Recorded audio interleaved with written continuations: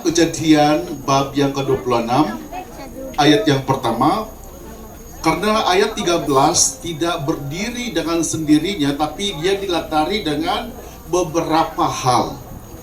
Ya, yang kita lihat cerita ini tentang anak Abraham, yaitu Ishak. Ishak adalah keturunan Abraham satu-satunya yang dari lahir sampai dia meninggal, dia tidak mengalami masalah yang besar, bukan seperti Yakub, bukan seperti Esau, bukan seperti Yusuf, anak-anak Abraham, tapi Ishak seorang yang boleh katakan good boy, orang yang baik. Kenapa? Dia mentaati ayahnya, mentaati Tuhan ayahnya, ya. Dan itu sebabnya dikatakan hanya Ishak saja yang dikatakan menjadi kaya, maksudnya sebelumnya belum kaya, betul atau tidak? Menjadi kaya, kian kaya, sangat kaya, ya. Jadi ini merupakan satu proses dan dia mengawalinya dengan sederhana, tapi dia mengakhirinya dengan sangat cemerlang, oke? Tetapi Ishak dilatari dengan satu peristiwa di mana dalam Kejadian 26 ayat 1, maka timbullah kelaparan di negeri itu. Ini bukan kelaparan yang pertama yang telah terjadi dalam zaman Abraham, sebab itu Ishak pergi ke Gera kepada Abimelek, raja orang Filistin. Maksudnya pada waktu ini Ishak berada di tempat orang Filistin, dan dikatakan pada waktu itu timbullah kelaparan. Maksudnya ada bencana alam yang berlaku di negara Filistin, dan pada waktu itu Ishak ada di situ. Dan dia mengalami, dan saya percaya bukan hanya Ishak tapi seluruh rakyat orang Filistin pada waktu itu berhadapan dengan bencana kelaparan. Saya percaya saudara, Restumat ini ada untuk menyelesaikan masalah kelaparan. Amin. Saya masih ingat saudara, waktu time COVID, banyak orang khususnya di tempat kami tidak boleh keluar, kena blok, tidak boleh keluar. Jadi kami ada di tengah-tengah hutan, walaupun di Kota Kinabalu, di tengah-tengah hutan. Kebetulan pada waktu itu juga ada masalah jalan raya, tidak boleh keluar, maka kami tertinggal terkepung di dalam hutan di tengah-tengah Kota Kinabalu. Saya masih ingat pada waktu itu saudara, muncullah si Jeff. Waktu itu saudara, mereka belum ada Restumat, yang ada Restu Bandel, ya. Dan pada waktu itu dalam keadaan yang kekurangan, mereka menyediakan bakul makanan saudara. Dan pada waktu itu saya sangat tersentuh sekali, karena semua kami berhadapan, mereka juga tidak boleh menjual, mereka tidak boleh mendapatkan uang, tapi terus memberikan sumbangan kebajikan, tidak hanya bekerja, tapi jemaat di gereja Isadi Nitro, dan saya mulai pergi menghilangkan kelaparan. Dan pada waktu itu berkata dalam hati saya, kamu akan diberkati sebagaimana kamu telah memberkati jemaat, memberkati hamba Tuhan di dalam keadaan kekurangan sekalipun kamu memberkati.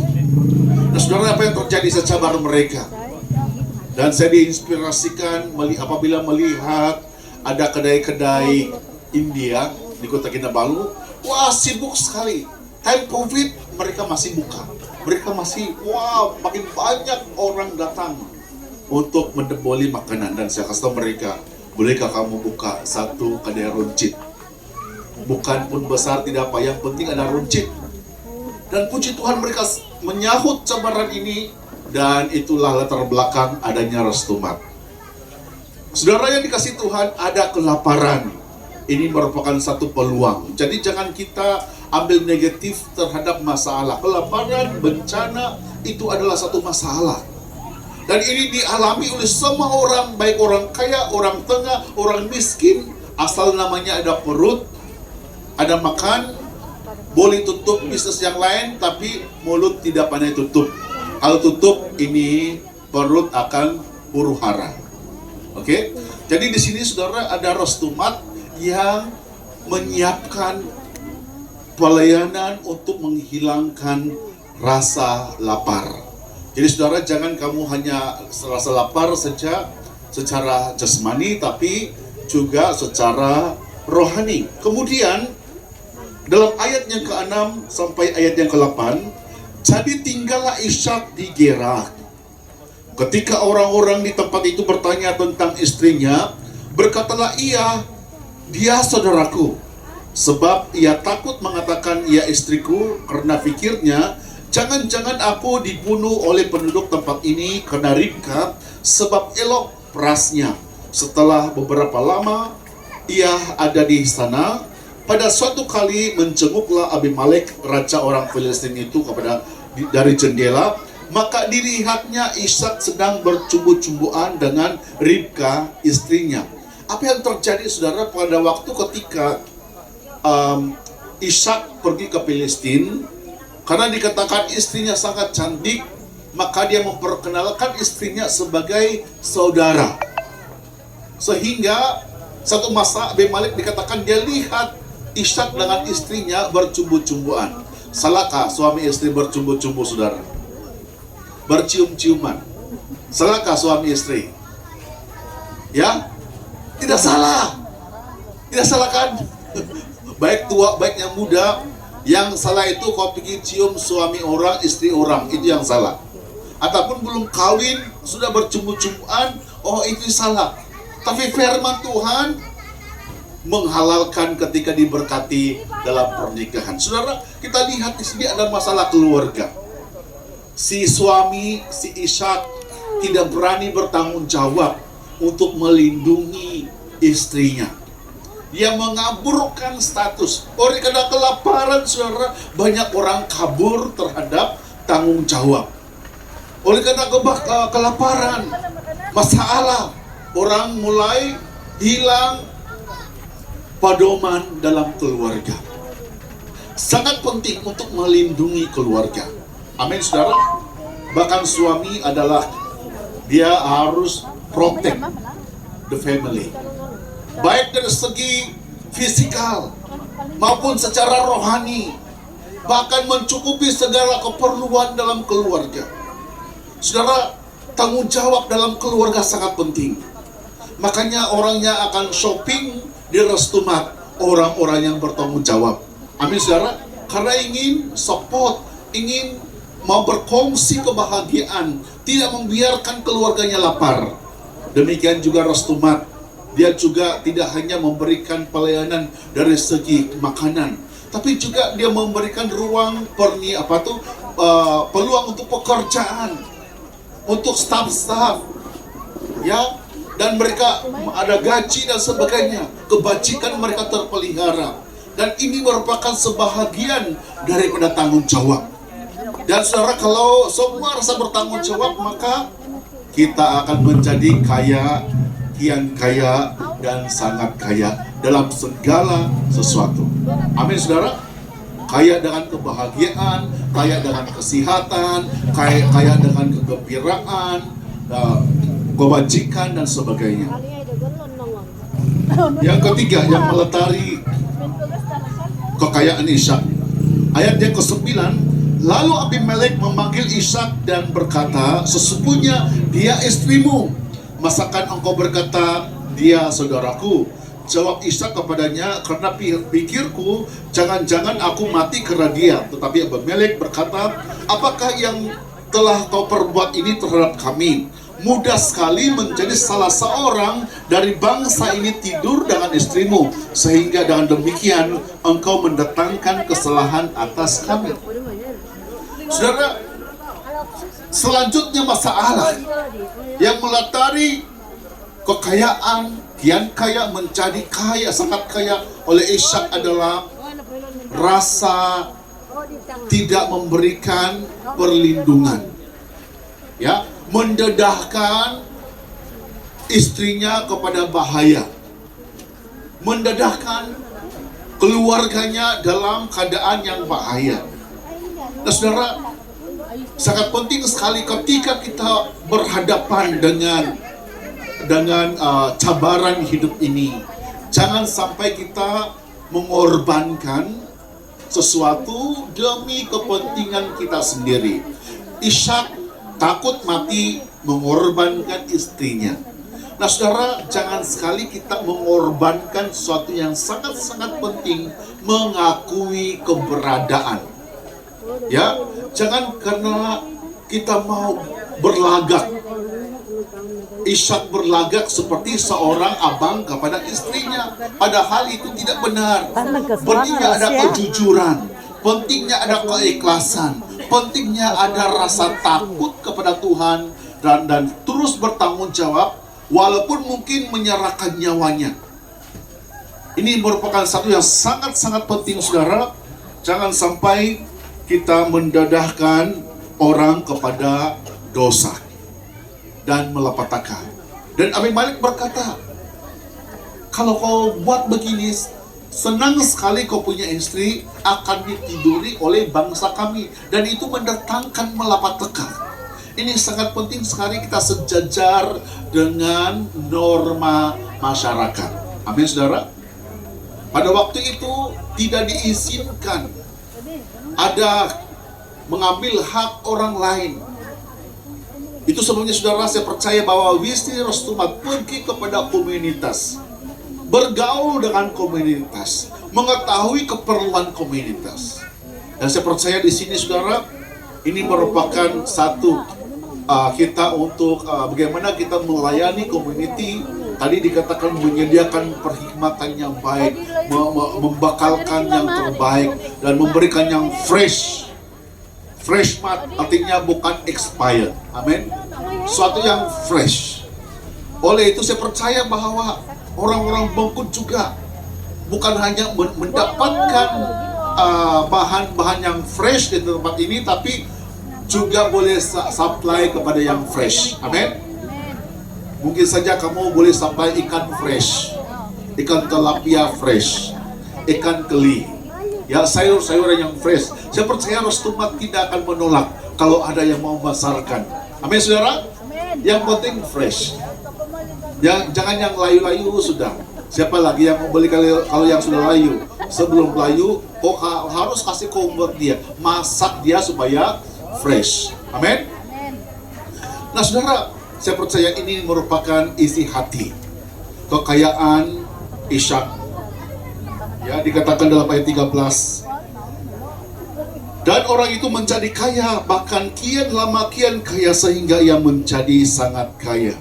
Saudara, apa yang Ishak lakukan? Yang pertama, mari kita baca dalam ayat yang kedua. Lalu Tuhan menampakkan diri kepadanya serta berfirman, janganlah pergi ke Mesir, diamlah di negeri yang akan kukatakan kepadamu, tinggallah di negeri ini sebagai orang asing. Maka aku akan menyertai engkau dan memberkati engkau, sebab kepadamulah dan kepada keturunanmu akan kuberikan seluruh negeri ini, dan aku akan menepati sumpah yang telah kuikrarkan kepada Abraham ayahmu.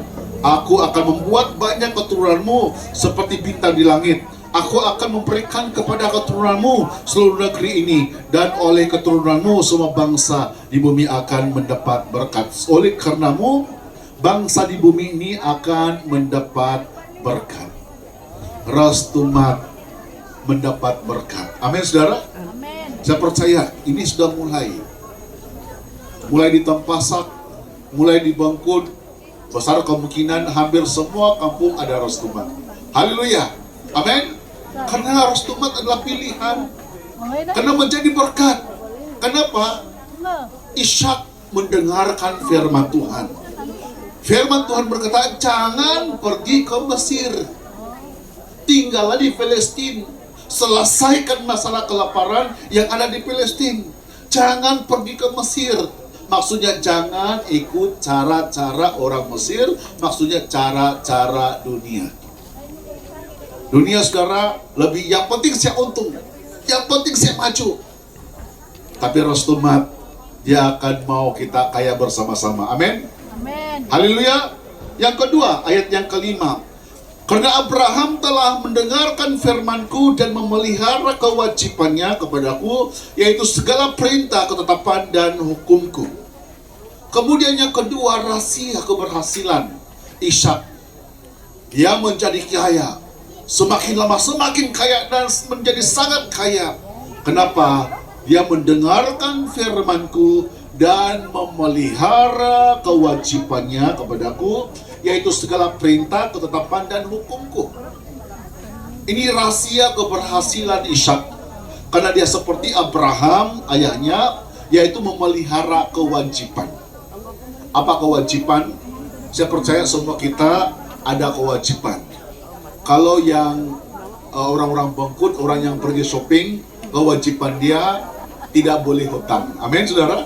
Mesti bawa cash atau boleh scan, ya. Jadi jangan juga datang. Oh, kami mau diberkati. Restumat fresh, memberi berkat yang fresh. Lalu kau datang dengan tangan yang kosong. Nah, saudara pasti tidak fresh, ya. Ya maksudnya sama-sama memberkati. Kewajibannya kepada pekerja-pekerja, kewajibannya dan memelihara apa? Kewajibannya kepada kataku di sini adalah huruf besar, maksudnya kepada Tuhan.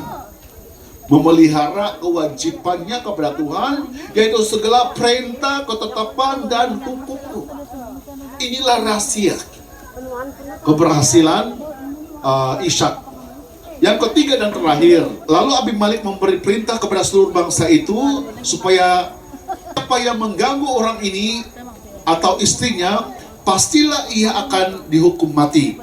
Maka menaburlah Ishak di tanah itu, dan dalam tahun itu juga ia mendapat hasil 100 kali lipat sebab ia diberkati Tuhan.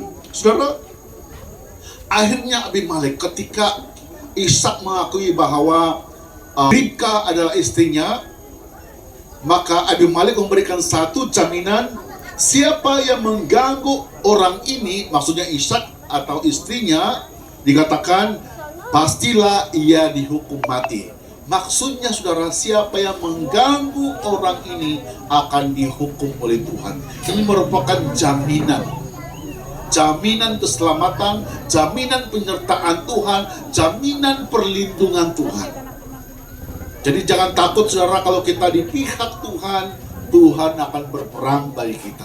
Amin. Jadi kita tidak perlu khawatir. Ya, kadang-kadang dalam dunia perniagaan ada saja yang berlaku saudara. Ya, saya pernah diminta untuk mendoakan. Ya, ada satu tempat dia kata, "Pastor, tolong doakan kami restoran." Kenapa? Sejak orang ini ada setiap pekerja berhenti, terus hilang, sudah banyak orang tidak datang sudah. Dia seperti tidak nampak kayak pihak restoran. Ada yang berkata, kamu sudah pindahkah? Padahal kami ada di situ. Artinya ada orang yang coba ingin mengganggu pihak bisnis. Nah, waktu saya pergi berdoa, dan dia berkata, ini pekerja sakit hati dengan kami.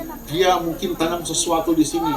Dan saudara, ada orang yang pergi ke satu tempat dan dia melihat ada satu bungkusan, dan dilihat dalam bungkusan itu ada paku, ada rambut orang, segala macam ada di situ, kain-kain ada di situ.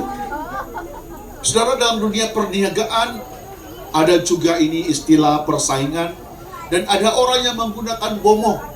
Tapi jangan takut, karena Tuhan memberikan satu jaminan, orang yang mengganggu orang ini akan dihukum mati. Amin, saudara. Ini janji, ya.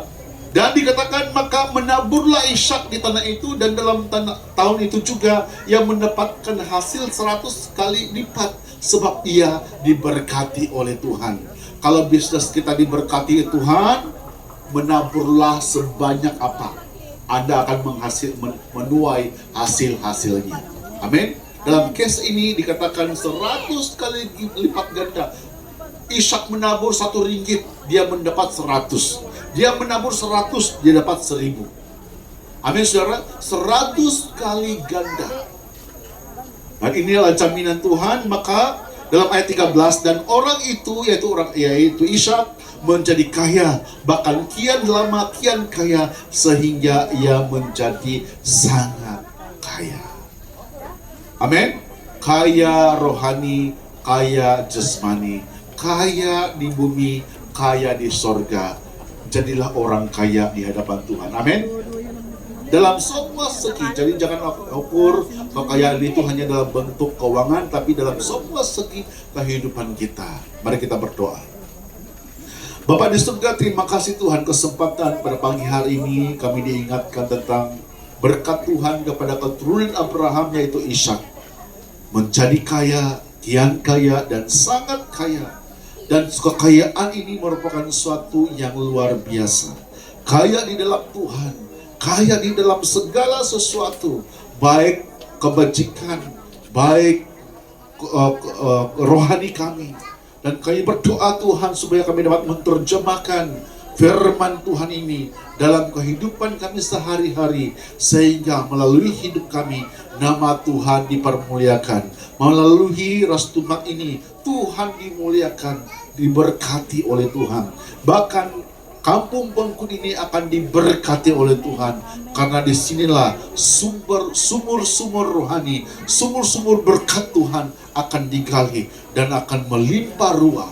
Terima kasih Tuhan, segala pujian, hormat, dan keagungan hanya bagi Engkau. Di dalam nama Yesus kami berdoa, haleluya, amin. Puji Tuhan, terima kasih.